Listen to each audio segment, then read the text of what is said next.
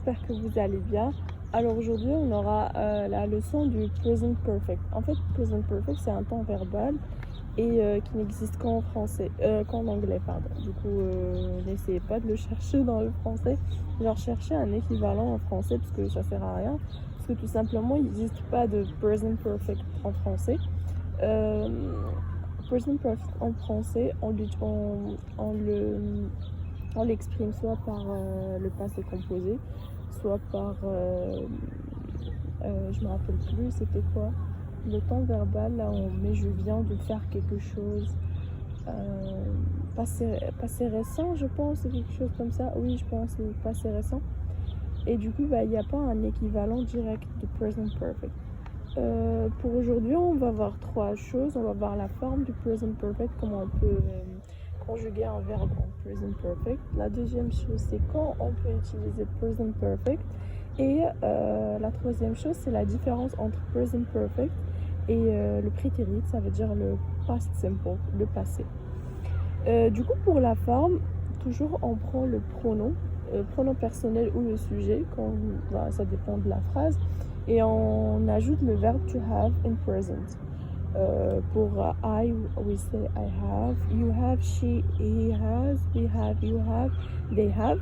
Et après, on ajoute le past participle, le participe passé. Le participe passé, il se divise en deux cas, comme j'ai déjà décrit ici. En fait, if we have a regular verb, ça veut dire si on a un verbe régulier, exemple watch, leave, arrive, invite, etc. We add ed and we have the past participle. Il suffit, si on a un verbe régulier, il suffit d'ajouter ed et après on aura directement le past participle. Et ça, ça sera comme le verbe en passé. Pour les verbes réguliers, sont gentils. Le verbe en passé, c'est égal au past participle. Mais si on a un verbe irrégulier, comme par exemple see, buy, take, we have to learn the different past participles, and we can practice this through reading. And on ne doit pas mettre un T ici. Reading and speaking English. So, if we have a regular verb, si on a un verbe irrégulier, il n'y a pas de recette magique pour savoir son participe passé. Il suffit d'apprendre si ça vous arrange. Voilà, ça dépend, chacun sa méthode. Mais en fait, pour le participe passé des verbes irréguliers, c'est à voir. Genre, c'est un truc par expérience, par practice. Et après, il n'y a pas de magie. Et toujours souvent, derrière les livres d'anglais, il y a une liste avec une panoplie de verbes irréguliers en forme passée, en forme participe passé. Et là, vous pouvez l'avoir de temps en temps, le temps que vous... ou sinon, vous pouvez commencer par les verbes qui sont les plus connus, genre see, buy, take, eat, et des trucs comme ça, break. Et après, les autres, ça arrive avec le temps, avec un petit peu de lecture d'anglais, visualiser un peu, parce que quand tu vas voir ça ici, à un moment, ça va créer un élément déclencheur dans ta tête. Et après, ça va venir directement, ça va venir comme ça. Et voilà. Du coup, il n'y a pas de recette il n'y a pas genre une règle précise pour le past participle dans le cas des verbes irréguliers. Du coup, comme là, on a terminé avec la forme. La forme, c'est simple. Dès qu'on connaît le past participle du verbe qu'on veut conjuguer, ça devient normal puisque le verbe to have, c'est facile. On a have, soit avec she, he, and it. We use has. Mais à part ça, we use have. Et après, on ajoute le past participle. Et ça, comme je vous avais dit, quand on a un verbe régulier, c'est facile. Mais quand on a un verbe régulier, c'est à chercher, c'est à voir comment on peut former ce past participle. Maintenant, on va passer le cas d'utilisation du present perfect. En fait, il y a plusieurs cas. On va commencer par le premier. Il s'écrit ici, si l'action est déjà passée, mais on ne sait pas quand. On n'a pas un indicateur chronologique du temps. Je vais vous expliquer. Par exemple, si je vous dis I, entre parenthèses, cut my hair, vous allez savoir que j'ai coupé mes cheveux, mais vous n'avez aucune indication sur quand. Peut-être que c'était ce matin, peut-être que c'était le mois dernier, l'année dernière, la semaine dernière, machin. Et du coup, il n'y a pas une indication sur le temps de l'action.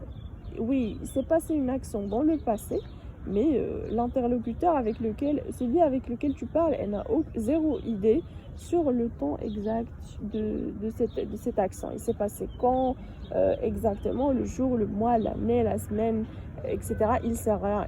Elle a zéro idée sur le temps exact de l'action dont tu parles. Dans ce cas-là, on utilise past participle, present perfect, pardon. Et du coup, ça c'est le premier cas, quand l'action n'est pas, son temps n'est pas précisé. Mais en tout cas, on sait qu'il s'est passé dans le passé. Mais on ne sait pas exactement c'était quand. Et là, par exemple, we will say, I have had a haircut. I have been to London, par exemple. I have been to America. I have been to Canada. I have been to Germany. Des trucs comme ça. Du coup, on décrit une action qui s'est passée, qui était arrivée dans le passé, mais on n'a pas d'indicateur chronologique. Mais au contraire, si par exemple on a le verbe eat,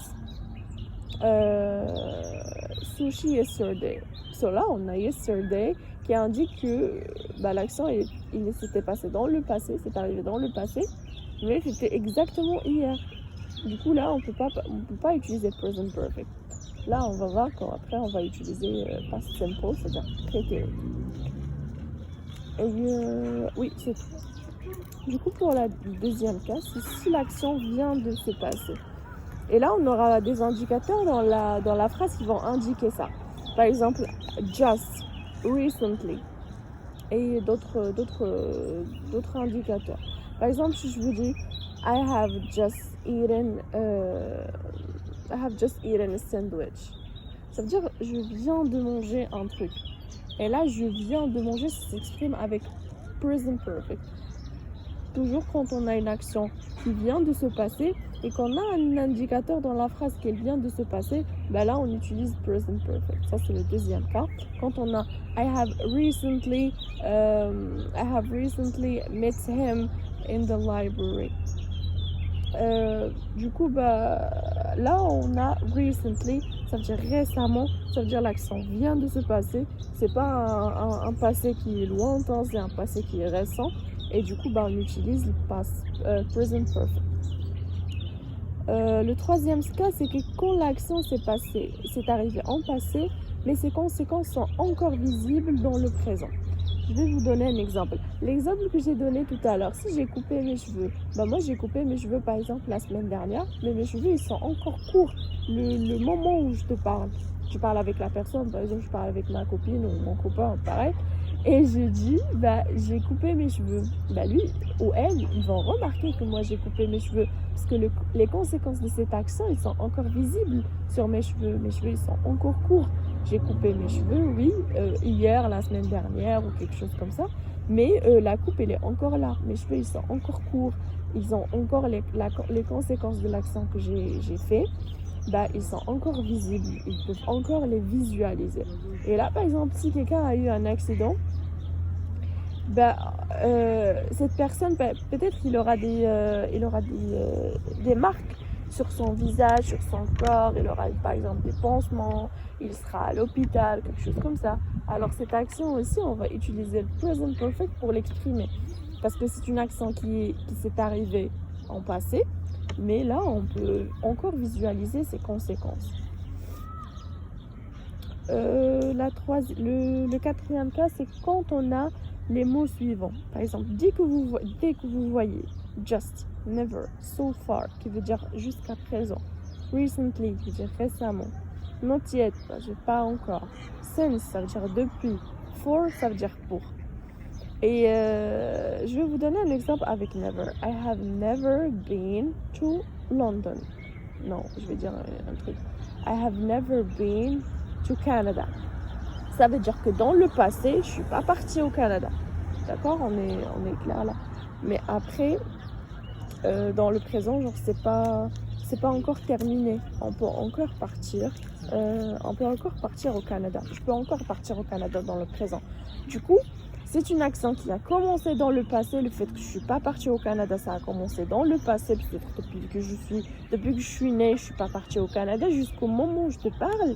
Mais là, l'action n'est pas encore finie puisque j'ai encore la chance de partir au Canada. Je peux partir demain, je peux partir l'année prochaine, je peux partir le mois prochain, n'importe. Mais là, c'est pas fini. C'est pas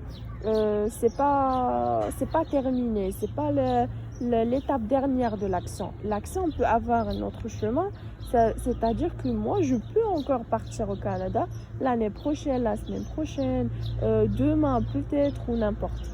Du coup, c'est pour ça on dit que quand on a never, ça veut dire que j'ai jamais fait un truc, mais ça veut pas dire que je vais jamais le faire.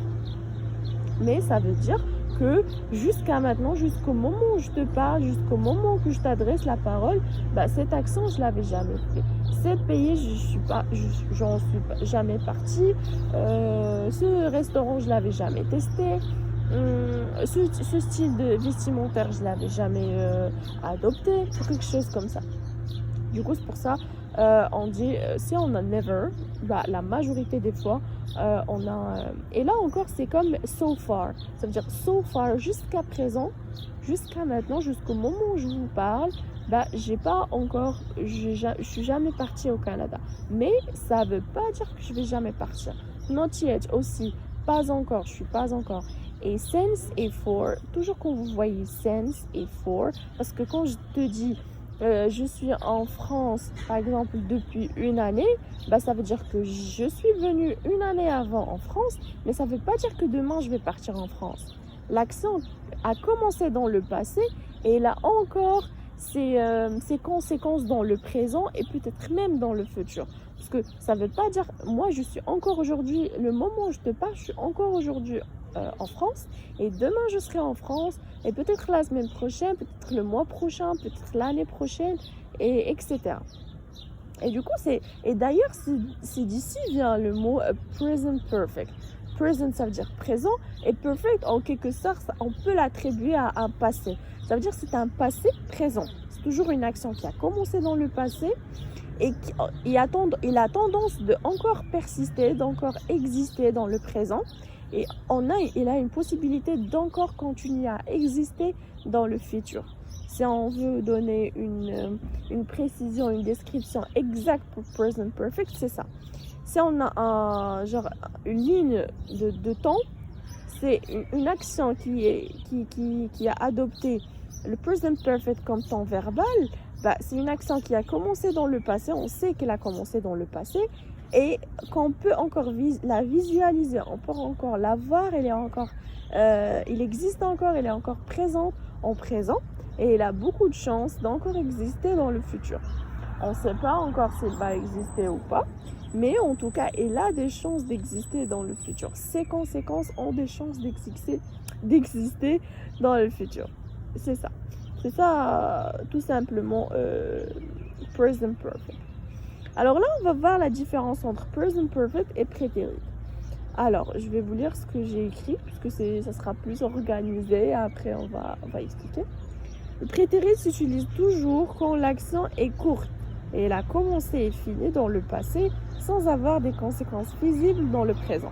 Comme je viens de vous dire, le prétérit, c'est totalement le contraire du present perfect. Present perfect, ils ont un point commun, c'est que l'action a commencé dans le passé. Mais pour le prétérit, ça veut dire pour le past, l'action a déjà terminé dans le passé. C'est bon, on a bouclé le sujet. Par exemple, j'ai mangé des sushis hier. C'est bon, j'ai mangé des sushis, j'ai terminé mon action. Oui, c'est ça. I watched a film last night. Le film, je l'avais vu et il est terminé et l'action est terminée. Moi, je dormis et aujourd'hui, c'est un nouveau jour.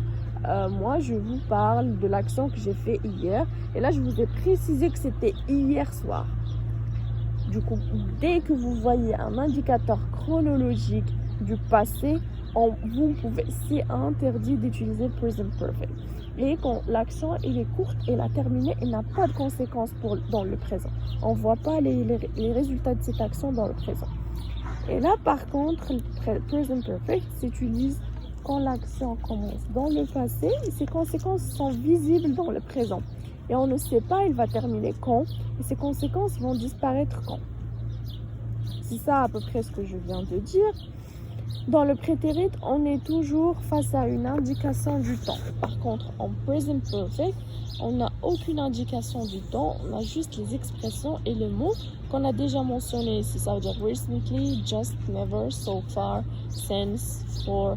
Il y a encore d'autres expressions, mais pour l'instant, ça c'est assez suffisant pour, par exemple, si vous avez un exercice de choisir soit le present perfect, soit le passé, avec tout ce que je viens de dire, je pense que ça va être facile. Et là, déjà, j'ai fait 4 petits exemples. Là, I, le verbe to be, never to London. I watched, le verbe watch, a film yesterday. I, verbe come, just from work. Et là, I, le verbe live here since 1990. Et du coup, je vous laisse les faire. Vous pouvez faire pause pour la vidéo et après vous pouvez voir si vous aurez les mêmes réponses. Alors là, I, never to London. Déjà, on a London. Et déjà, on a un autre truc. On a never, Et on a l'action, on ne sait pas. On était en Londres quand? Est-ce que c'était l'année dernière? Est-ce que c'était hier? Est-ce que c'était le mois dernier? On n'a aucune indication. Du coup, on a never, plus on n'a aucune indication sur le temps. Du coup, directement, on va utiliser present perfect. Et on va dire I have never, parce que never, on le met après have, never been, past participle du verbe to be. Comme je vous avais dit, c'est I plus have, le verbe to have in present, plus le past participle du verbe to be, c'est been, c'est un verbe irrégulier. Et du coup, I have never been to London. Et là, on a I, le verbe watch, a film yesterday. Et du coup, là, comme je vous avais dit, puisque vous avez yesterday, on ne discute pas, on met directement le passé. On va dire I watched a film yesterday. Watched, c'est un verbe régulier, du coup son passé c'est juste la forme plus aidée.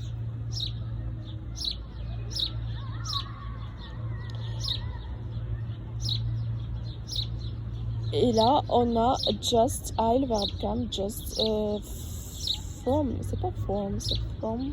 Tout à l'heure je dis un truc qui marche pas. From work.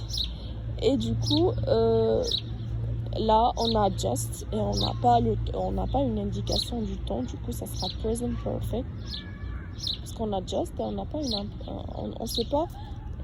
Je suis venue du travail quand.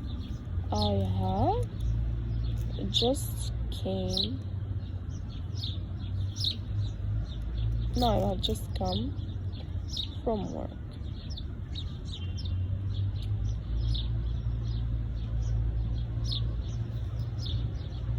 Et là, le verbe live, et on a l'indication since. Du coup, dès que vous voyez since, ça veut dire depuis. Ça veut dire que j'habite ici depuis 1999 et ça ne veut pas dire que je vais déménager demain. Du coup, l'action continue, a commencé dans le passé et continue encore dans le présent. I have lived here since 1990. Et du coup, c'était tout pour aujourd'hui. J'espère que c'était utile pour vous.